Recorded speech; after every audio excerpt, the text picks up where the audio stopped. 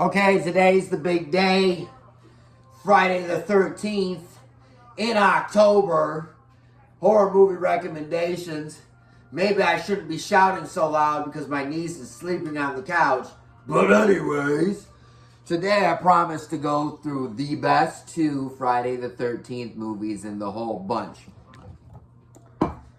So let's give an explanation about why the one that you're thinking about is not the one that's the best. All right, follow me. I'm going to bounce around a little bit. Number one is not the best.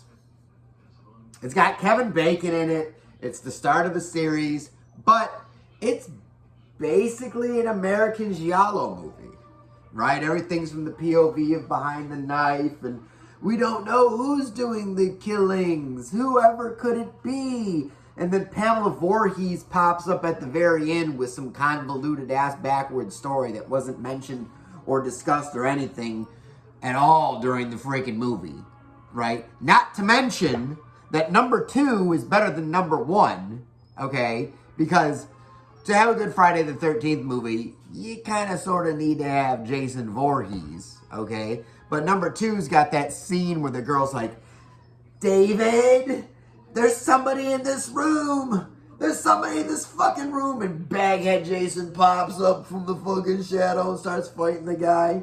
Okay? But number two is not the best because it's basically just number one.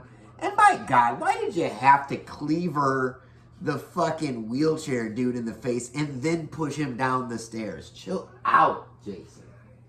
Now, going to the end of the thing, Freddy vs. Jason is not the best Friday the 13th movie because Freddy vs. Jason is a Nightmare on Elm Street movie.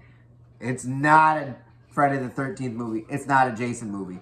Literally, fucking Freddy Krueger could have gone into any serial killer's brain and got them to come to Elm Street to kill people so people thought it was Freddy.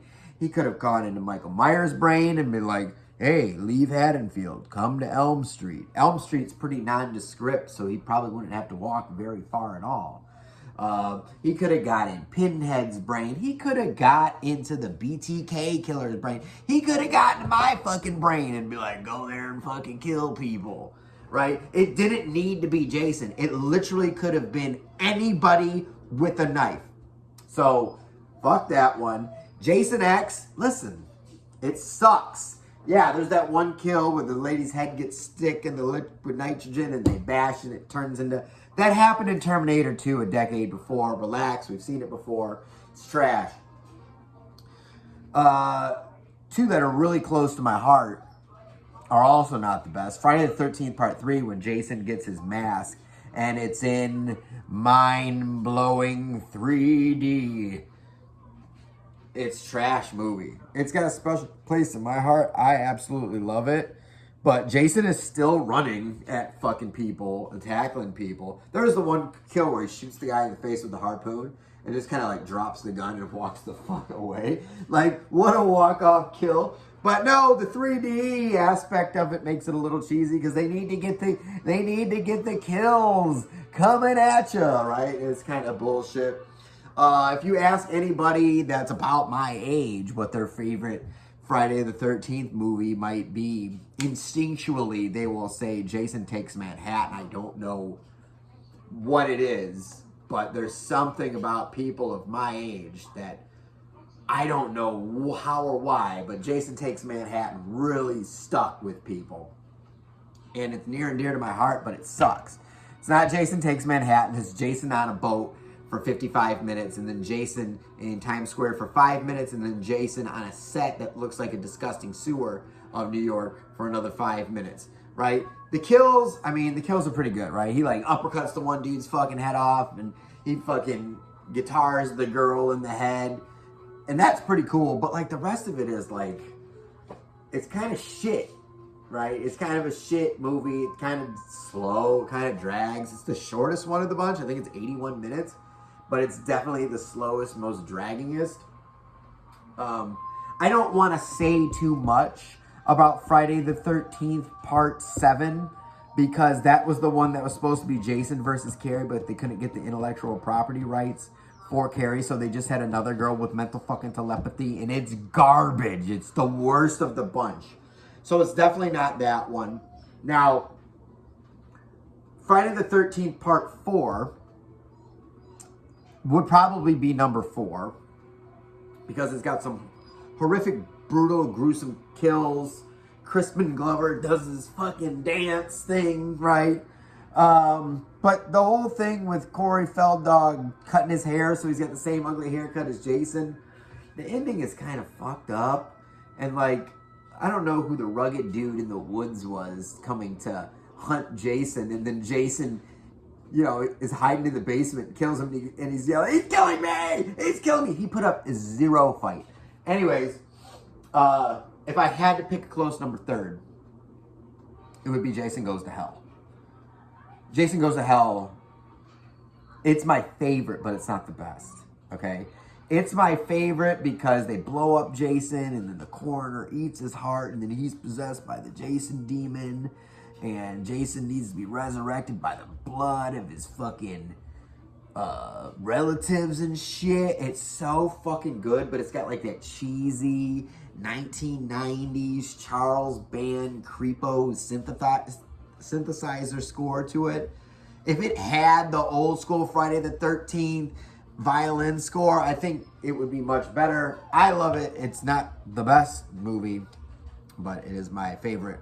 The best 2 are Friday the 13th Part 5, A New Beginning, which is on my television right now. That punk rock girl is doing her fucking weird dance, and she's about to get killed. Okay, this is the best one. It has the most kills. Okay, go fucking Google it. Other than Jason Goes to Hell, that's got 27 kills. This one's got the most kills with 19. And it's got the most brutal fucking kills. There's that one where the guy gets the leather strap on his head and Jason twists it, or Ray, right? It's not Jason, it's Ray. Ray fucking spins the fucking thing, like crushes his fucking head. Like that fat kid with the chocolate drooling out of his mouth gets hacked to bits in the beginning, right? The fucking mom gets fucking meat cleavered in the face. This one is the best because it's got incredible kills. It's got a ton of them. It's got the, oh, is it Tommy Jarvis doing the murders? Is it not Tommy Jarvis doing the murders? I wonder who it is. It goes back to the original idea of Friday the 13th, where a parent watches their child get murdered in front of them. So the parent takes revenge on everybody that was there when the child got murdered, right? Pamela Voorhees does it to camp counselors in Camp Crystal Lake. When Jason died, Ray Burns does it to the fat chocolate mouth kid when he gets killed at the, I don't know, the mental house for fucking teens in the fucking 80s. I don't know. So it's the same. It's going back to the roots of the movie. Plus Reggie the Reckless is there. Plus there's that guy that fucking stutters. Plus when Tommy Jarvis gets in the fight with the guy, he's riding around on his motorcycle. He said, "He hurt me, Ma! Jack him up into bits!" And she's like cooking. She's like, "Get in here and eat your slop, dude." They're fucking cartoon characters. But the number 1 is Friday the 13th, Part 6. Jason Lives. The end of the Tommy Jarvis saga and the beginning of Jason Voorhees being an absolute fucking demon. He gets stabbed in his guts with the thing, and the lightning strikes him, and he pops up, and he's got the machete, and he is just in this movie straight beheading fucking people with the fucking machete, straight cleaving people in half, straight twisting people's heads off and pulling them off of their heads and squeezing their heads. She takes the one girl's dad and folds him in fucking half backwards. Plus, the entire movie is the Nintendo game. Because if you remember in the Nintendo game, Jason was walking around the camp and you had to get to the point in the camp where Jason is before he killed the campers. Because that doesn't make sense in the fucking game, because in none of the movies did he go around killing campers. He killed before the fucking campers were there in all of the fucking movies. So in this one where he's trying to kill campers, it's just like the fucking video game, because those are the only 2 instances where he tries to kill fucking campers.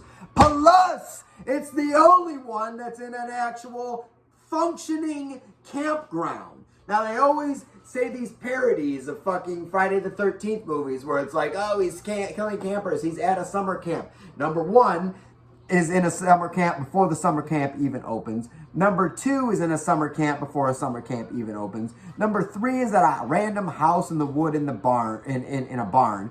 Number four is in a random fucking house. Number five is at a mental institution. Number 7 is in a random house in the woods. Number 8 is in Manhattan. Number 9 is in small town America. Number 10 is in fucking space. The only one where it's in an actual summer camp, to meet the fucking cliche, is number 6. And that's the best fucking one. If you guessed it, guess what? You didn't tell me that you guessed it, so you don't get any fucking dollars from me. So anyways, I'm going to get back to it. I've been up since 7 o'clock in the fucking morning. Oh, I didn't talk about the reboot. The reboot is ass. Jason Voorhees does not kidnap women. He murders fucking women. Anyways, that's it. Those are the best 2. Come back tomorrow for more horror movie recommendations. I'm doing some Cabinet of Curiosities before my nephew gets married. Peace.